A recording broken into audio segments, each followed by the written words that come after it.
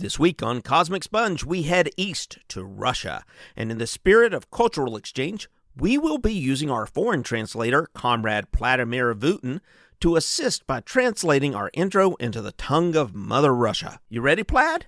Duh. We start with our news segment, where NASA entertains the possibility of aliens harvesting humans for food. Next, Americans are polled on the existence of aliens, with unsurprising results. And finally, Stephen gets sidetracked on universal convergent evolution. Ito segment propaganda. You translated all of that? Duh. Wow, Russian's efficient. And then, for our main topic, we explore some Russian UFO encounters, including the crashed UFO in the woods near Berezovsky. Не блудца. Твой русский ужасен. And the autopsy of a recovered alien found at that site. Это была корица. And an alien jellyfish spacecraft flying over the Russian skies. Эти парни идиоты. Thanks, Plaid. Now tell the guys to stick around, because it's going to be a good one. Stick around. Could be worse. Could be in Gulag.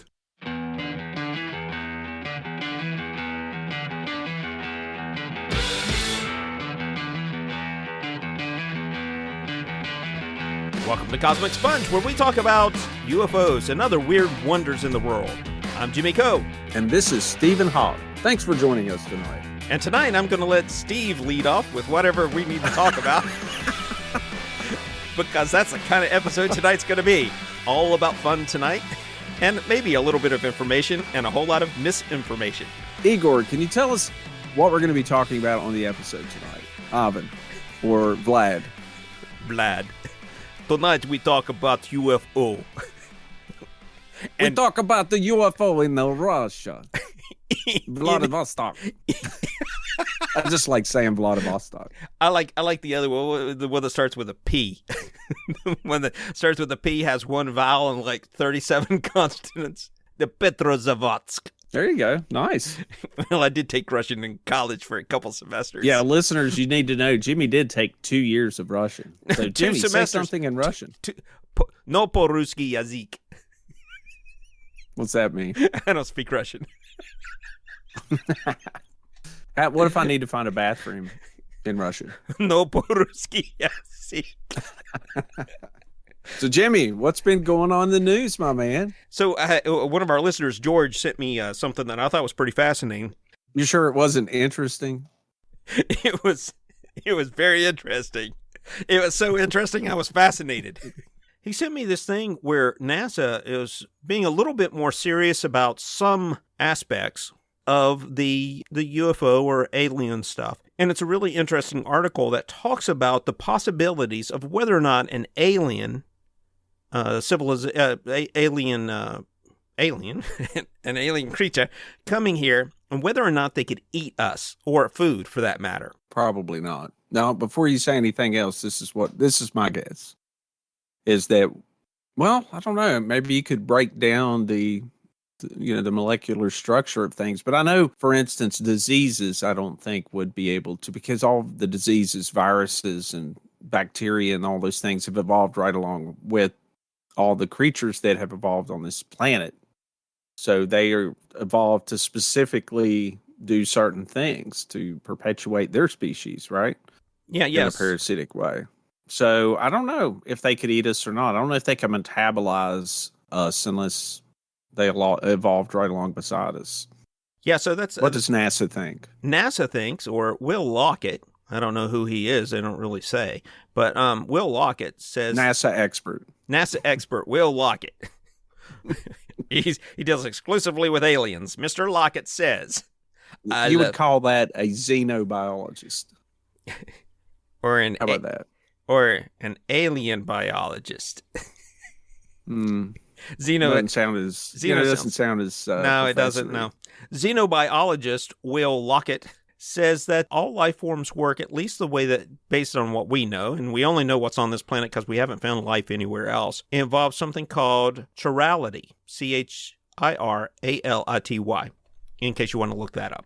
But essentially, all living organisms are based on certain mirror isomers of amino acids. Although normal chemical reactions produce right and left mirrors in equal amounts, often called a racemic mixture, the proteins which constitute the organelles in living cells are composed entirely of right-handed forms of sugars and left-handed forms of amino acids. Because such chemicals exist exclusively in one form, they are referred to as being homochiral. So basically, like puppy chow? They don't say anything about dog food, but they do say that at the end of the day, they say there's a 50% chance aliens could eat us or our cereal or whatever's in our cupboards. 50% chance one way or the other. Yes, at the flip of a coin. Yeah, it's kind of like... so take your coin out, folks. Flip it. Heads, the aliens will eat you. Tails, not so much. I've got something here. I posted this on our Facebook page. Most of the stories that I share with you guys is definitely going to be on Facebook. The news item that I have is a Gallup poll about alien life and UFOs. This was conducted as a telephone poll between July 6th and July 21st. When asked which of two theories explains UFO sightings, 41% of adults now believe some UFOs involve alien spacecraft from other planets. Now, this is Americans, folks, not the whole world. And that's up 8 points from 33% in 2019. And obviously, all the Navy videos, the Nimitz encounters, all those things have emerged in the past couple of years, has influenced that. What do you think? I don't know what to think. I mean, I'm not surprised. Honestly. Half of Americans, down from 60% in 2019, still remain skeptical, saying all UFO sightings can be explained by human activity or natural phenomenon. Another 9% are unwilling to venture a guess. Cowards. I wonder if they actually worded it as alien spacecraft, because I think I've talked about this on the podcast before. I think there's something very unusual about UFOs. I just don't personally know or have any strong belief one way or the other that they're aliens or that they're the grays that everybody talks about, or the knobby-headed aliens. Or the knobby-headed aliens, or the banana-shaped UFOs. The tall whites. But I mean, I think you and I both started this podcast saying, have you seen all this stuff going on with the Navy? There seems to be some unusual things. And I've always found UFOs a very interesting subject. I mean, I think there's a mystery there. I don't know that necessarily they're aliens, that they're space aliens. And there's a plethora of reasons for that. But maybe we'll visit on another time. I would probably have too much time if I start going down that road right now. I mean, one thing is, I guess I'm going down that road a little bit. I mean, one thing is, I just not sure. I mean, we've seen examples of convergent evolution on this planet, right? You know, the rhino horn looks like the Triceratops horn. Obviously, those creatures were not related, but they did evolve on this planet. Thylacine, we talked about last week, evolving the same physical characteristics as canines, but they are not physically related. That's convergent evolution, but that's on planet Earth, right? Technically the same environment. If there's an alien environment out there somewhere, an alien planet, and intelligent life evolved, I mean, we don't know, but would they be humanoid? I mean, do you think it's just a fluke that humans evolved the way we did? We look the way we did, 2 legs, 2 arms, 2 hands, and now the aliens look almost exactly like us, just a few physical characteristics are different, according to the current thought in the UFO ufology or whatever. I mean, what do you think? I think, okay, since we're speculating, I'll just go wild with it. I think probably, broadly speaking, I'm in one of 2 camps that are possibilities. The first camp is they would be dramatically different from us in many different ways. Or if they're humanoid and they traveled to this planet throughout the history of Earth and manipulated the genetics of the species that existed on Earth, either introducing species of their own or taking existing species and manipulating them as a science project so that they can see maybe what their evolution might have been. You know, they're doing this big experiment and they're saying, not bad. Right. And so they, you know, that's why we look like them. They're like, okay, this is what we look like 100 million years ago. Is it your drunk Uncle Ray, or is it your drunk Uncle Ray, the alien biologist? I think it's a good idea to do this experiment on Earth. I mean, who knows, right? I mean, I've speculated more than once that, hey, maybe they're time travelers. They could be very highly evolved human beings. But anyway, let's save it for next week. What do you say? Because we have a different subject tonight. But before we get to that, I'd like to remind everyone to please rate and review the podcast. Now, I know I ask for this multiple times a week. You're badgering me, man. I'm badgering people because it's really simple. Just, jump on the rating thing, put a little review, say, hey, man, these guys are awesome, or whatever you want to say, and give us some stars, because the more ratings we get, it'll bump us up into standings and make it easier for other people to find the show. So if you want to spread the love, please rate and review.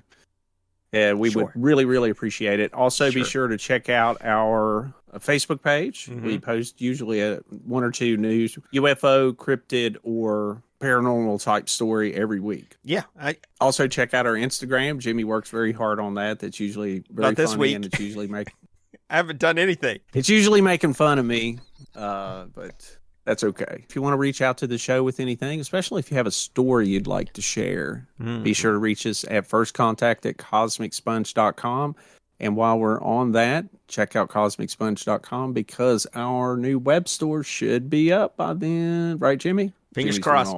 Fingers crossed. And also, you'll find on there ways you can help support the show, because as much as we love to do this, it's not free.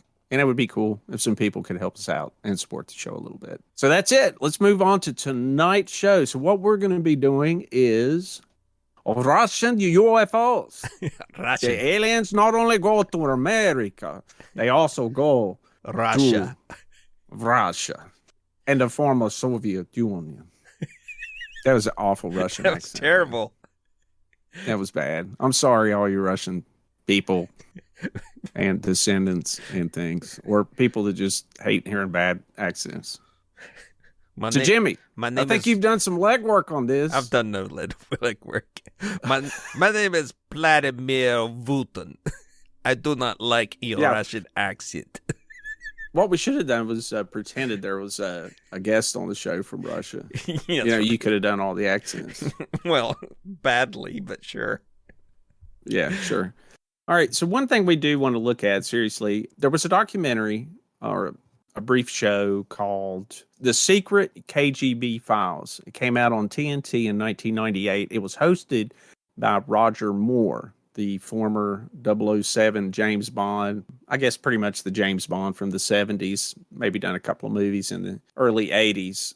He did 3 in the 80s and 4 in the 70s. Roger Moore hosts this thing, and the episode that we're going to be talking about tonight focuses on the KGB files about UFOs in the former Soviet Union. And again, this thing was shot in 1998. The Soviet Union ended in 1991. So, still pretty recent history then.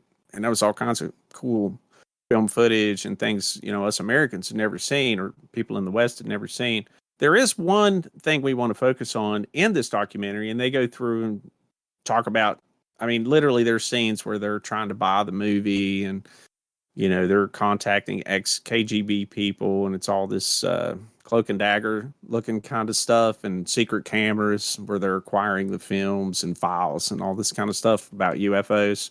And but there's one film in it where it purportedly shows a crashed flying saucer in the woods. It's not a huge one, and it's like embedded in the ground, and there's a bunch of Russian soldiers and a couple of KGB, presumably agents, walking around looking at it, and 2 cameras filming it. Allegedly, there was 4 cans of film that captured all this that they acquired, TNT, I guess, acquired. Lately, it's been making the rounds again. A lot of people have been talking about it again. When it came out back in 98, there wasn't a whole lot of talk about it. Did I leave anything out there, Jimmy? No, that's pretty accurate, yeah. So when you watch this thing, and I'm gonna watch it, and the one problem I have with the documentaries, they just show snippets of the film from time to time, and then they go off on something else, and they'll talk about things in Russia, how they were then, Stalin, I don't know. And they also have an alien autopsy in this episode as well. So there's that. And this would have been, about 3 years after the Fox special on the alien autopsy that was supposed to be Roswell. Yeah, it was released in 1995 by London-based entrepreneur Ray Santilli. No, that's alien autopsy. Correct. That's and so this came 3 years after that, and I have stuff to say about that. You're not going to be dissing on the alien autopsy. You know what? I need to log on here and see if the film if frame it is actually still sold. I haven't checked on that one for a while. Yeah. So Did it? oh, I don't know, but I do want to know whether it did sell. I do have a comparison though between the Russian autopsy film and the Santelli film.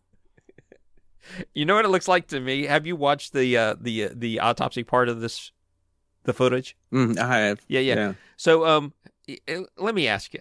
So you watch the Fox one in 1995, the Ray Santelli film.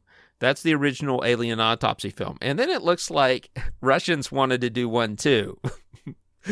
but it was like they only had there's 4 Russian film students who found a camera in the back of a closet next to a ham and a chicken leg.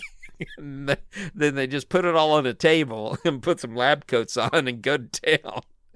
So it doesn't look very good to me at all. So what you're trying to tell me is you don't think it's legitimate? You don't think those are really Russian surgeons autopsying an alien body? It's a very small alien body. Did you notice that? Yeah, it's a teeny tiny one of those knobby-headed aliens. That's what it is. Yeah, little knobby-headed. Yeah, I don't think the head was included. I don't think they had that in the budget. So one person made an observation that the people performing the autopsy are using blue nitrile gloves, and they weren't developed until 1998 in the U.S. And so there's a time traveler involved in this story as well, apparently. Well, there you go. Well, real quick update.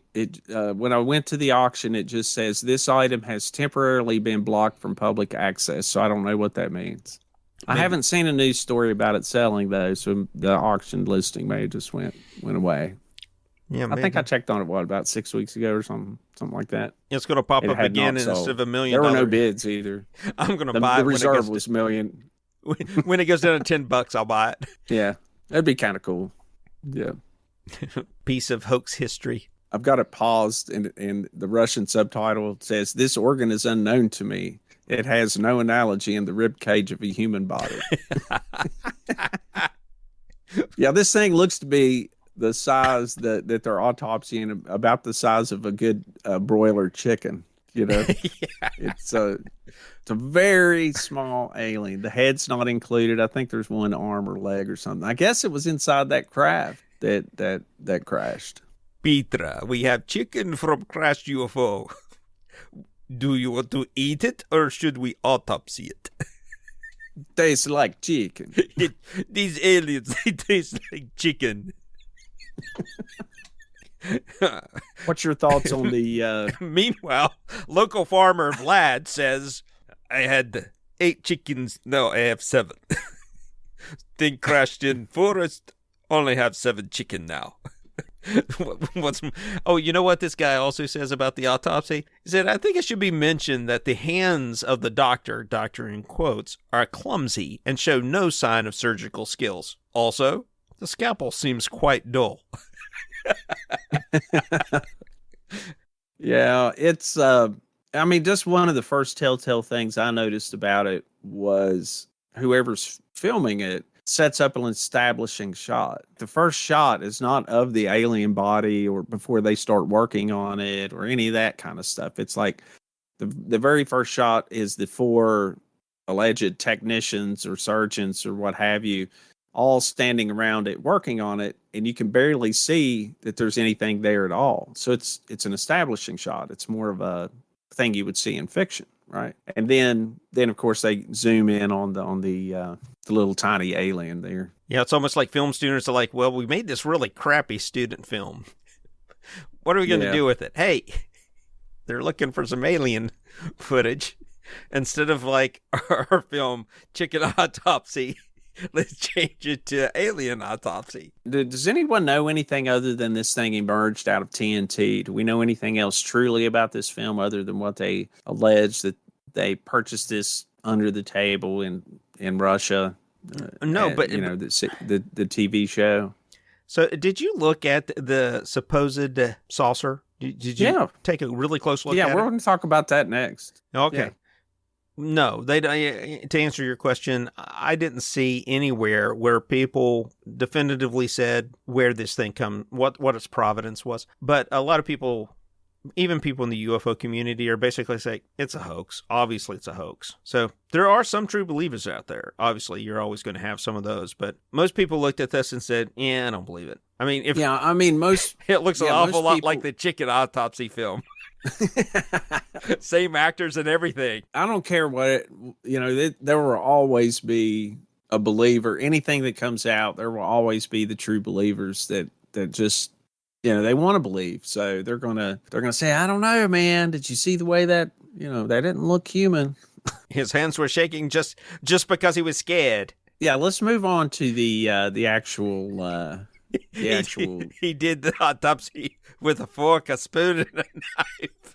And I think it's important to note that the entire Secret KGB documentary that Roger Moore hosted was very pro into wanting to believe it. I mean, they did it sort of like Ancient Aliens. Is it possible? But then they don't have any real skeptics there to like point anything out, like any problems with it. They did have some experts, film experts, identify some of the things on the film leaders and some Russian language stuff and things like that. And the film cans themselves, the emulsion that was used to develop the films, according to their experts, was all legitimate. And again, this crash saucer was supposed to have crashed in 1969. Yeah, but it starts out for 10 minutes and it's a bunch of warnings and stuff that crop up that say basically something along the lines of TNT does not claim that anything you're about to see is real, or anything in it's real, or any of the people in it's real, or the footage is real. We don't even know that Roger Moore is still alive, so he may not be real. Exactly. And while there's a lot of similarities to the chicken autopsy film, including the same actors, we're making no claim that it's the same film or a different film. Yeah, come to think of it, they weren't wearing masks or anything, were they?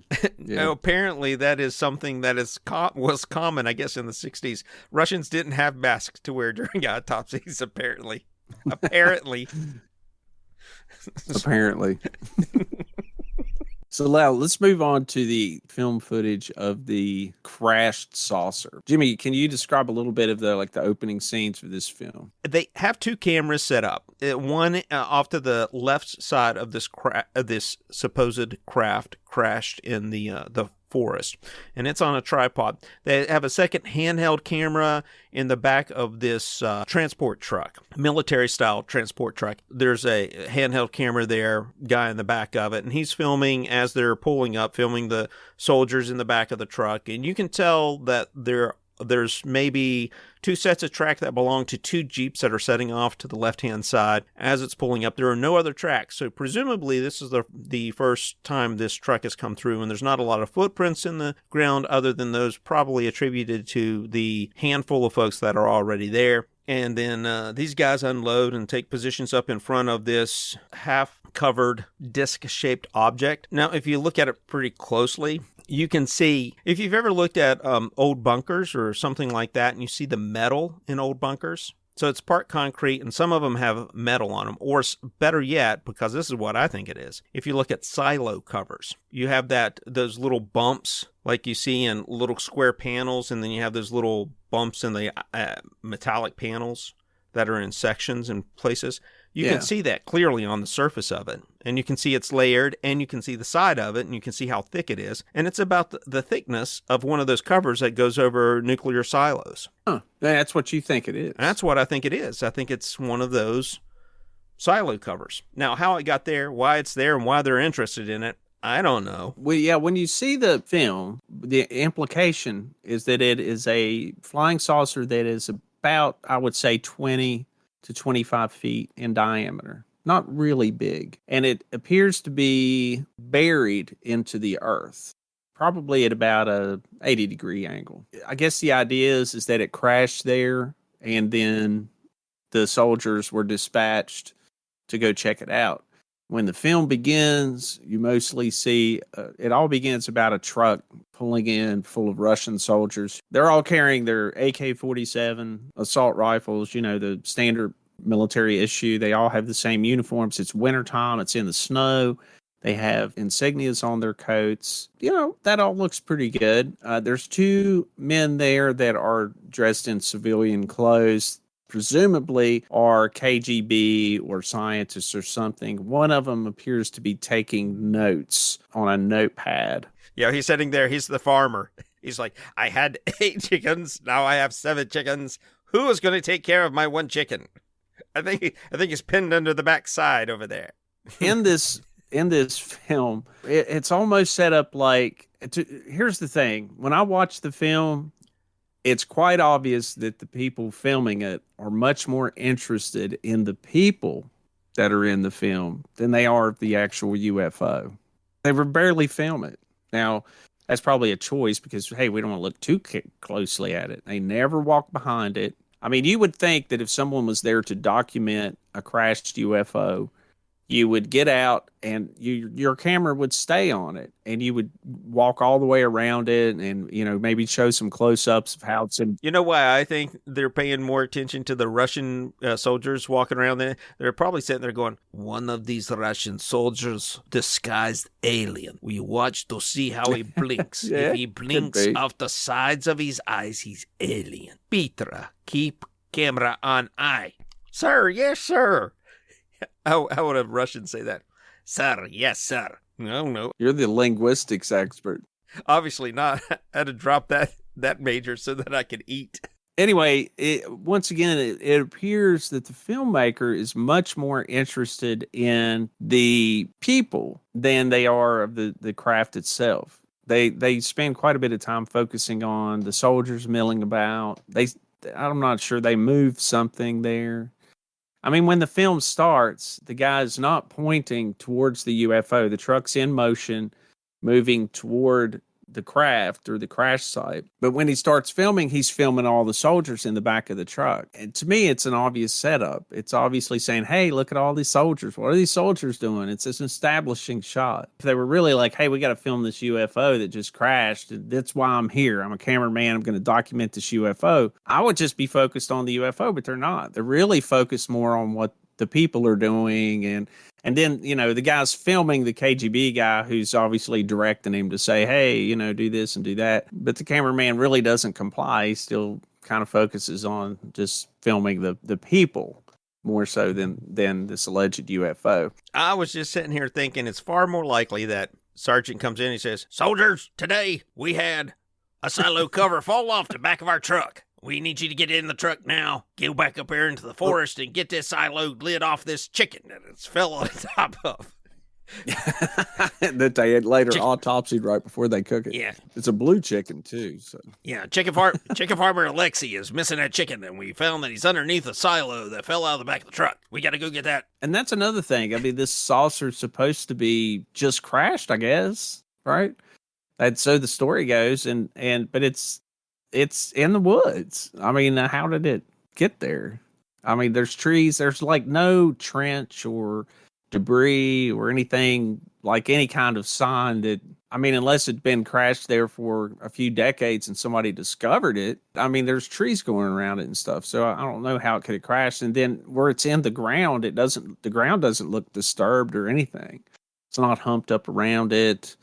Anything like that. It looks like it's just this half disc sticking up out of the ground. I know I installed that missile silo somewhere around here. I left the door open, but only part ways. Yeah. I can safely say I don't think that's a legitimate crashed UFO. Yeah, I mean, if you look at it and then you look at like the Ukrainian lid, I mean, it's somewhat similar of a missile silo. And it's about the right size, too, because it's like, if you look at those guys, I mean, the amount of it sticking out of the ground is maybe 6 feet. Yeah. And then the width of it's maybe 20 feet, 15 to 20 feet. Yeah, that's what it looks like to me. Yeah. It's maybe a little more than 6 feet, but. Yeah, but what's visible out of the ground, like 6 feet tall. I mean, it really looks like something that's been there for a while. Yeah, yeah. It doesn't look like something that just crashed and it's, just disturbed the ground and is embedded in the ground. It just doesn't look like that. The TNT special made me a little sad because I was thinking back to my childhood, and it used to be when I was young and didn't know any better, Roger Moore was my favorite Bond. Oh, I like Roger Moore as Bond. Yeah, he was my favorite Bond. It's my wife's favorite. There's nothing wrong with that. I know the cool one is always be like, oh, Sean Connery. Oh, Sean Connery's the best Bond. Well, I have to say I like Sean Connery too. I mean, I like Sean Connery just fine, but he's probably my favorite. But my favorite Bond is Pierce Brosnan. He is really good too. My problem with Pierce is I was a big fan of Remington Steele, so I thought, every time I saw him, I had a little trouble with the association. But Roger Moore was in, what was it, Spy or something like that? What was that name of that show, that television show he used to be? The Saint. That's what it was. Yeah. No, I always liked Roger Moore. It was, I always felt like Sean Connery was more of the, the 60s spy, because the spy movies and all that stuff was real popular then, so they would have kind of the crazy some of the crazy scenarios and some of that stuff, and he seemed to be more of the assassin kind of James Bond. But then Roger Moore, I think, is the one that really brought the cool, kind of suave. Yeah, definitely. And I was just watching the suave, he'd get, finished punching somebody out and straighten his tie and stuff like that. I just always thought he was real cool. Plus, he plays in my absolute favorite James Bond movie, and that's The Man with the Golden Gun. Oh, that's great playing the assassin. Christopher Lee. So, fantastic. Yeah, and I don't know. I liked a lot of the movies he was in, and he had that real cool Lotus and Octopussy. Remember that one? Yeah. That was real sweet. So he's in, the one that became a submarine. I guess we need to be talking about UFOs instead of James with our new podcast, James Bond films. Well, I mean, he was in This week we talk about Octopussy. He was in Moonraker, Octopussy, For Your Eyes Only. He was in The Man with the Golden Gun, and then I see him on this UFO. Yeah, it's pretty sad. Shit really. Show, and I'm sitting there thinking he played in some other movies and things, especially after he left Bond. But he may have been the longest Bond. I know he was Bond for quite a while, because the last one I think was in 1984, the one with Grace Slick in it, the one with the dirigible. What's that one called? And he was looking a little long in the tooth, and then the co-star, the young girl and everything, and it looked a little awkward. You know? It's like you should be up on charges, Mr. Moore. Yeah, just about. Yeah, but anyway, anyway, my point is he used to be this great Bond guy, and now he's trying to put a wet bar into his house, and he's like, all right, I'll do this for $120, so he can get his wet bar set up. Free trip to Russia. Maybe that was cool. I mean, I guess the idea they did it was he was James Bond, and all the old James Bond movies were Cold War oriented. Yeah. So, I mean, even though they would have Spectre or whatever it was, they'd have these like petting that goofy secret cat. Yeah. Mr. Bond. Mr. Bond. You expect me to talk? No, I expect you to die. That was Sean Connery and Goldfinger. Gold member. But yeah, that was my only thing about that thing. So we really should move on to the next. Right.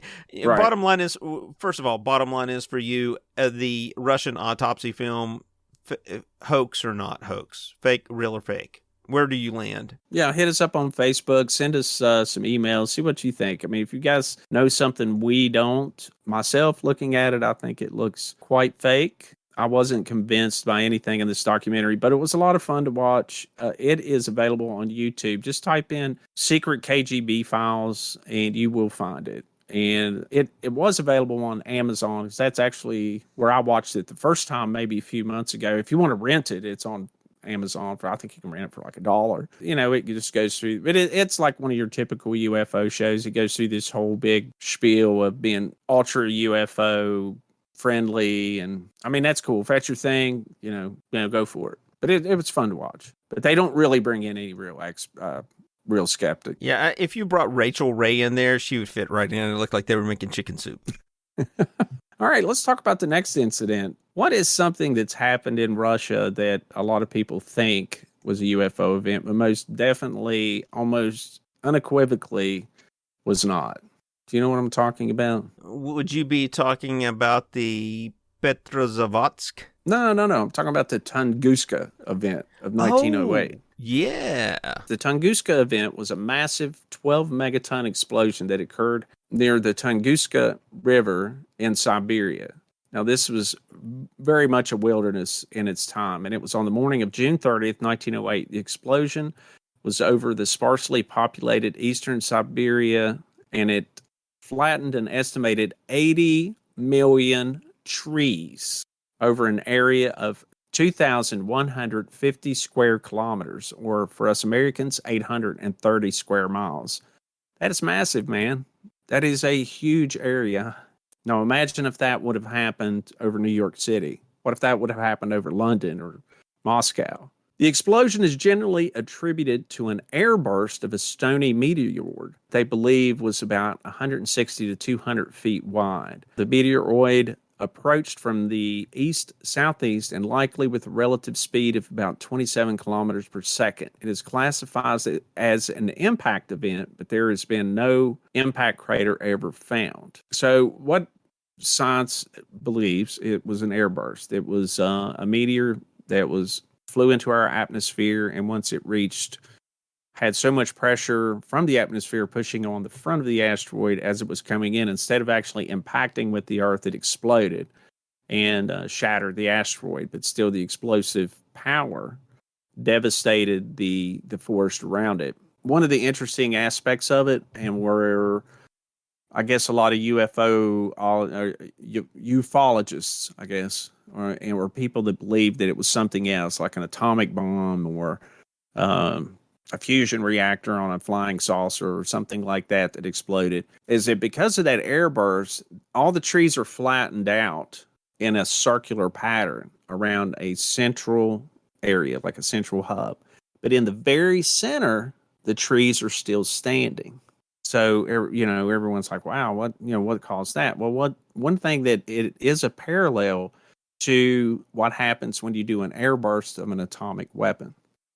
We've seen the same thing with the bombs that were dropped on Hiroshima and Nagasaki, where the airburst occurred directly below it.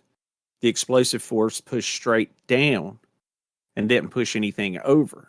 But then the explosive force around it, as the shock wave went out, and it left all the trees laying down in a circular pattern. Anyway, it's quite fascinating. There's been, a zillion documentaries on this thing. There's all kinds of stuff written up on it. I don't think it was a flying saucer or a nuclear weapon. I mean, I think science has done an adequate job of explaining this. But it was pretty amazing. One of the men the scientist that went there was about it was so remote. It was in this swamp and everything. They weren't actually able to get out there. And keep in mind, this happened in 1908, so that would have been prior to the World War I and the Russian Revolution. But finally, a science team got out there, and it was in 1927. It had been almost 20 years, and this whole area was just devastated. But it's a very remote area. It's swampy. It's tundra. It's got all these mosquitoes, and it's just not a pleasant place to go study something like this. I love that you picked mosquitoes as one of the things that makes it incredibly unpleasant. It's like you've decided mosquitoes are the thing that you hate. Yeah, that's they if you ever seen like in Alaska, the tundra where there's no trees and everything, and it's so swampy, the water and everything, and those caribou just keep moving all the time. Well, part of the reason they believe is because the mosquitoes, once they hatch out in the summer, the very brief Alaskan summer, all these mosquitoes, just swarms and swarms of these mosquitoes just stay on top of them. They just got to keep moving all the time to keep them off of them, man. Mosquitoes suck. I hate mosquitoes. Well, they thought it might be a comet. They proposed it might be a comet, but right. But they did, and that's possible, I suppose. They did some calculations and concluded with a probability of 83% that the object moved on an asteroidal path, originating from the asteroid belt rather than a cometary one. So it has a probability of 17% of being a comet rather than a rather than an asteroid, just based on its path. So I think by now, most of them, and I thought that they went up to the location and found some debris that they thought was in one of the lakes there, Lake Chaco. Yeah, found some residue or some such that they believe was a fragment that had survived. Though this area is so just swampy and just, it's, I mean, it's like these guys have to wear like hip waders to even explore around there. So not an easy or pleasant place to try and find evidence for this stuff. Even today, it's still very remote. So I have one. Have you ever thought that maybe, just maybe, aliens are hanging out underneath the water? No, never once. Never. Well, you look at the ocean, right? And you think, yeah, they could be under the ocean if they can fly in a vacuum. Oh, now hold on. Or you mean under the water at Tunguska or just under the water in general? Under the water, specifically in lakes. In lakes. Okay, yeah. All right. I'm with you now. I thought you meant at Tunguska because I was going to say it's not that deep, except for the one lake. But and it's even not that What's deep. the name of that? Lake Chaco. Yeah, go ahead. I'm with you then. So you're saying the aliens are still there? I'm saying some aliens may be in other lakes in Russia, specifically this one lake. Let me look it up here. It's Lake. No, I don't know. What was that, Klingon? You ever notice that Russian and Klingon sound alike? Not a coincidence. Lake Baikal. So, are you familiar with Lake Baikal? I am not. Please enlighten me. I will. It's the largest lake by surface area. Let's see. It's there's only one world record that Russian's Lake Baikal doesn't hold, and that's the largest lake by surface area. That would be the Caspian Sea. But Lake Baikal is the world's largest lake by volume. It's also the world's very deep. It's also the world's deepest lake and the world's oldest lake. It holds over a fifth of all fresh water on Earth. Kidding? No, it's crazy, man. This is huge. So it's got more water it's larger than all 5 of North America's Great Lakes combined. Its water could blanket the entire continent of Australia, 3 meters deep. And it's located in the remote south of Siberia, just above Mongolia, in a region known for really harsh winters and a sparse population. There are a lot of stories there about cryptids, aliens, all kind of events. So one that I looked up and found I thought was really interesting, that Navy divers were conducting an exercise under the ice of the lake in 1982. And while they were about 50 meters underwater, they encountered a group of 3-meter tall, again small, extraterrestrial alien divers wearing helmets and silvery wetsuits, but no oxygen tanks. Huh. Well, maybe they have like some kind of technologically advanced like gill system or something, Sure. An aqua lung. It could be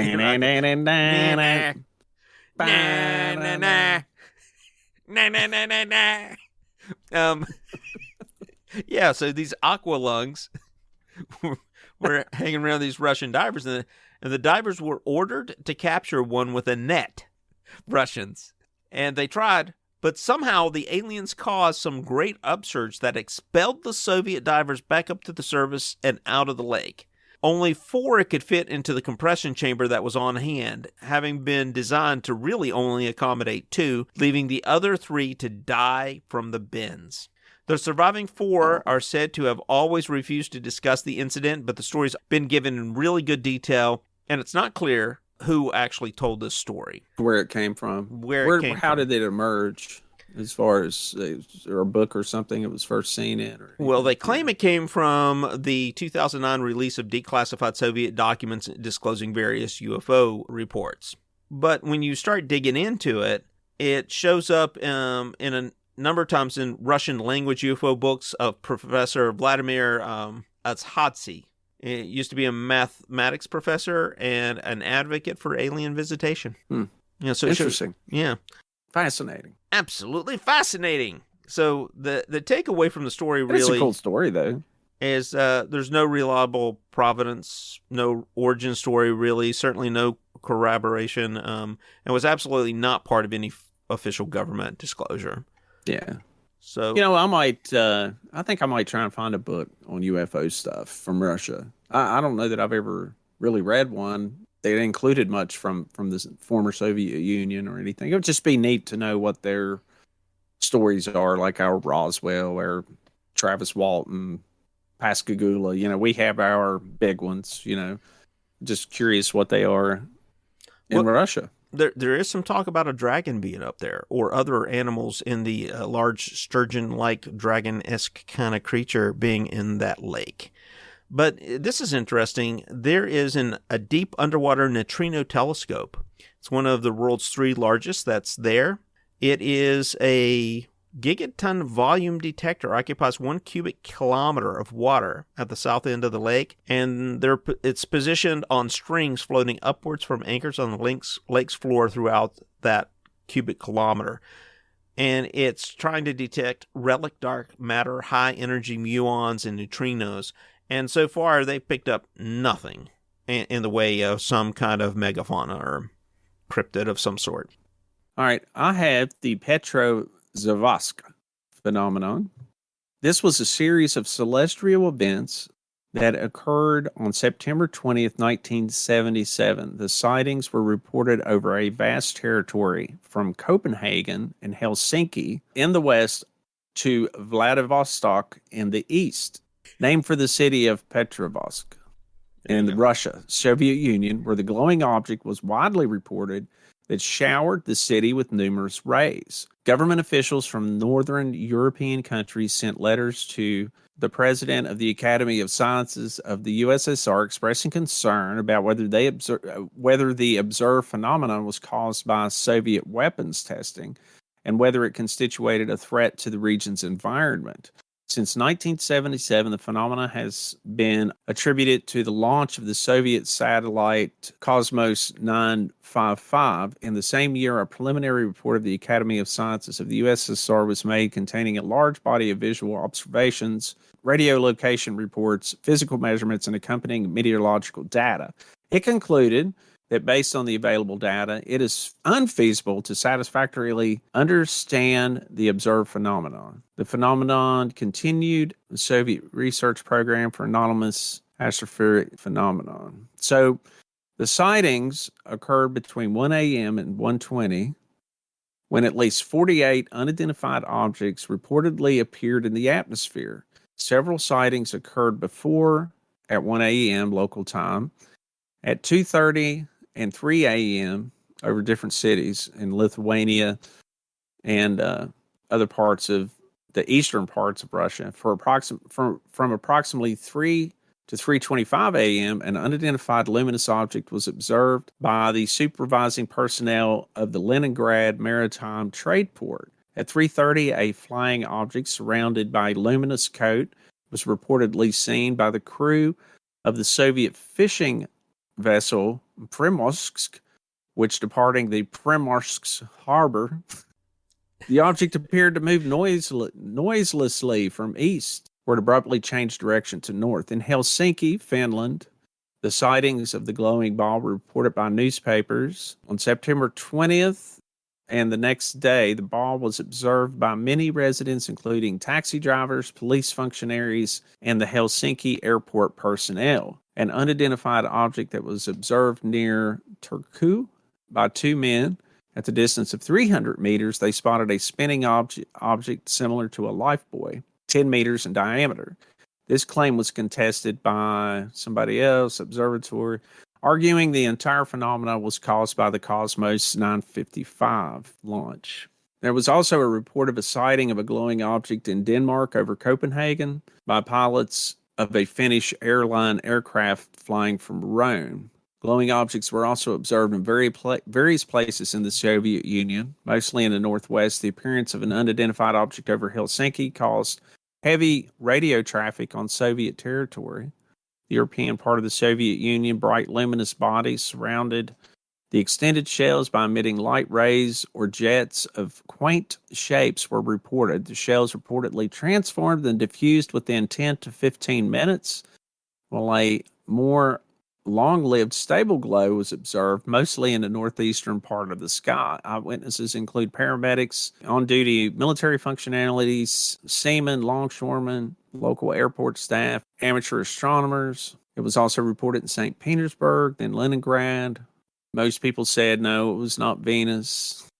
Observed phenomena had nothing similar to an aurora. The object moved ascendantly to the observer to the south-southwest, then changed direction to north-northwest and eventually disappeared. I mean, airport people, literally thousands of people saw this all over, all the way from Western Europe all the way to the eastern shores of the former Soviet Union of Russia. Right. So right now on Netflix, there's a program called Top Secret UFO Projects Declassified. And Declassified. I wonder where they got that idea. I don't know. I think from Stephen Hawking. And in that docuseries, they cover this specific case. And one thing they bring up is the Petro Zavaska incident prompted a meeting of the Soviet Ministry of Defense in Moscow, the outcome of which was the creation of 2 new departments devoted to top secret UFO research. Interesting.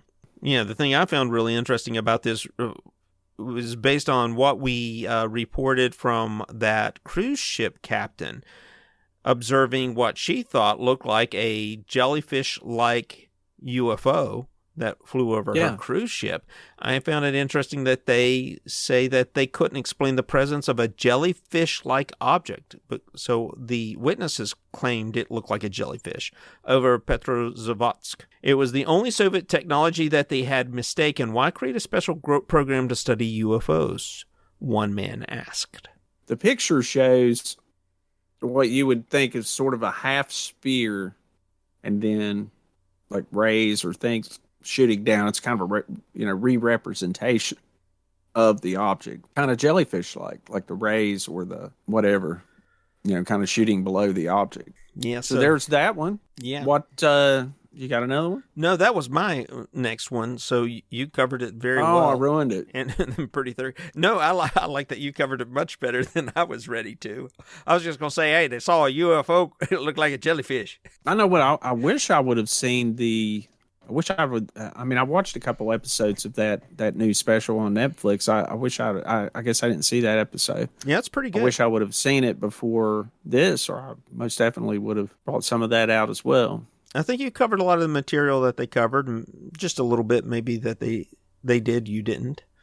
But between the two of us, I think we got it covered. What about the Vronix UFO incident? Do you know about that one? No, is that the banana one?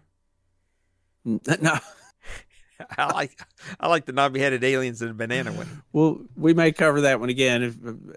Jimmy loves on my news item the UFO report. That's from a couple of I don't know, maybe 5, 6, 7, 8. Oh, that's great. I don't know how many episodes ago. I don't even remember what episode that was on, but whistle burning it definitely spawned a few Instagrams. Banana spaceship, knobby-headed aliens. But only after we eat magic mushroom from forest floor. The Vronix UFO incident was a UFO and extraterrestrial alien sighting reported by a group of children in the Soviet Union on September 27th, 1989. And the area has been popular with UFO hunting tourists. According to the TASS news agency, boys playing soccer in the city park saw a pink glow in the sky, then a deep red ball about 3 meters in diameter. The ball circled, vanished, then reappeared minutes later and hovered. Screw you. All right, this is your first episode. You're definitely not going to get that joke. And welcome if it's your first episode. The ball circled, vanished, then reappeared minutes later and hovered. The children claimed to have seen a 3-eyed alien wearing bronze-colored boots with a disc on the chest and a robot exiting the object. According to the children, the alien used a ray gun to make a 16-year-old boy disappear until the object departed. Though the children were the only ones claiming to have witnessed the aliens, Lieutenant Sergei Matalovich of the Vronix District Police claimed to have seen a body flying in the sky. The Interior Ministry said that they would dispatch troops to the area should the object reappear. On October 9th, 1989, TASS reported that a correspondent had spoken to 10 or 12 youths who claimed to have seen a flying saucer. The original article confirmed the location of the landing using biolocation. According to Paul Kurtz, the method of biolocation then used was a form of ESP. Did you say ESPN? Dowsing. ESP dowsing. Like using dowsing rods in a way. Yeah. But a form of ESP dowsing, which whose effectiveness most Westerners question. Anyone with a fourth grade education questions that. The report was most publicized in a series of UFO claims made by official government media and were promoted as part of the government's new openness. Glasnost. It was noted that unlike in America, the reported beings were being completely apolitical and did not even speak during their visit. What the hell's that even mean? And if they would have spoken, they would have. We have aliens that are political when they land here? Apolitical. Well, no, that's what they're saying. The report, it says, it was noted, unlike in America, the reported beings were being completely apolitical and did not even speak in their visit. Well, how do they know they're apolitical? Because they didn't run their mouths about they politics, didn't talk at all. I mean, they could have been. I'm trying to thinking, think, why would they? It sounds like they're comparing some alien incident in America to that, is what I'm getting at. Well, I'm sitting there thinking, man, those aliens are sitting there going, you know what? I think these Russian guys, they're all bad guys. If it were up to me, I'd zap a lot of them. Because look at them. They're wearing their stupid hats and they're talking in a stupid language, sound like Klingon. We should just waste them all. But no, we're going to keep quiet and stay apolitical. In the immediate aftermath of the alleged incident, hundreds of UFO reports began appearing. Uh-huh. Of course. There was one reporter from Pravda even claiming to have an exclusive interview with alien beings from Red Star. Okay. Huh. I'd like to read that article. You know, I'm giving the Russian folks a lot of hard time because of all the what I consider incredibly goofy UFO stuff. But my goodness, the stuff that happens in the United States and around the world. I wish people would just be a little bit more critical about this stuff. If you see a light in the sky, don't instantly think it's Khan coming back to take out Kirk. Khan! There is, though, a similarity to a more recent report. Now, listeners, as I mentioned a few minutes ago, this is a Russian UFO report that TASS news agency, the AP picked this up, but the official TASS news agency today said scientists have confirmed the landing of an alien spaceship carrying giant people with tiny heads. The report was the latest strange tale in the official Soviet media, which under the policy of glasnost, or openness, have recently told of other sightings of unidentified flying objects and alien creatures. Scientists have confirmed that an unidentified flying object recently landed in a park in the Russian city. Oh, it's the same city, Vronix. This is a recent report. Okay, the other one was 1989. I didn't realize this was actually in the same town. Scientists have confirmed that an unidentified flying object recently landed in a park in the Russian city of Vronix. TASS said the dispatch from the city 300 miles southeast of Moscow, they have also identified the landing site and found traces of aliens who made a short promenade about the park. That's the story. Residents saw a large shining ball or disc hovering over the park. They reported that the UFO landed and up to 3 creatures similar to humans emerged, accompanied by a small robot. Well, the one from 1989 said the creature emerged with the robot. Danger, Will Robinson. Danger, Vlad Robinson. The aliens were 3 or even 4 meters tall, but with very small heads. They walked near the ball or disc and then disappeared inside. Huh. Go figure. They resembled a man, but taller than average with short legs and only had a small knob instead of a head. It's so funny. Did they get any pictures of them? No. Of course they didn't. Russia, we have no cameras. We trade cameras for potato soup. They also use some of this biolocation method for tracking these as well to find the landing site. TASS reported that residents also, and this, again, a little bit of a flashback of another one, but TASS, and then there's a report of seeing the banana-shaped object in the sky as well. You know how they do that dowsing rod stuff? We get to Petro. Yeah, we've talked about that. We get Petro. We turn him around in a circle, hand him dowsing rod, then hit him in the forehead with tack hammer. He stumbles into the right direction. All right, man. Well, that's all I've got on Russian UFO incidents. Anything else? You got anything else on your docket? No, this is exhausting.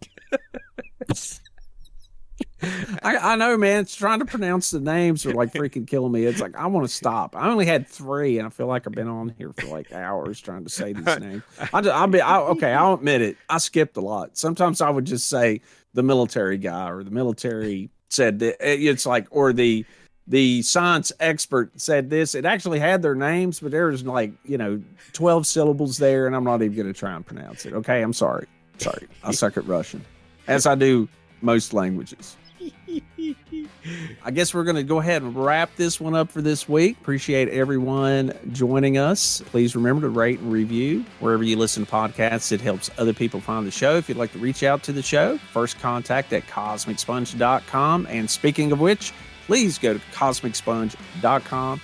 There you will find some new stuff. We should have a store set up now where you can buy some souvenirs, coffee cups, I hope. I don't know. What else on there, Jimmy? Tell us about the store. I think there's going to be coffee mugs, T-shirts, slippers, posters. Maybe a beanbag chair. Who knows? And some underwear. And also on there you'll find ways to help support the show. And don't forget to check out our Facebook page and our Instagram. And with all that being said, this is Stephen Hawk signing out, and I'll see you next week. Arrivederci. Oh, man. Jimmy Co. Ditto. Oh, my God. That's good stuff there, baby. All right. That's all for this week's episode of Cosmic Sponge. Please don't forget to rate and review us wherever you listen. It helps others find the show. If you have any questions or have a story you'd like to share, you can contact us using our email account, firstcontact@cosmicsponge.com. Thanks again for listening, and we'll see you next week.